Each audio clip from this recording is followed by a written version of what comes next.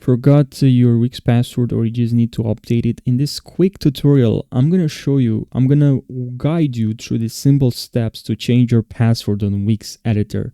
So you can get back to the managing your website in just a few minutes. So what you're going to need to do to change your password, you're going to have to click on your profile here. And then here, we're going to have to click on account settings.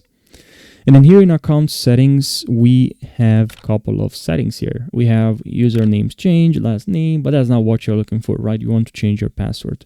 So what you can do here is just to click on here, edit password. And then here you're going to have to enter your current password. So just here, enter your current password. Just type your current password. And then here, the new password. But it's better to have upper lowercase letters, symbols. So type something that is close to you, something familiar to you, and then just use some words that are upper and then some lower cases, then add some symbols, and then make sure the password is long. And that's how you create the long password. I can actually try right now.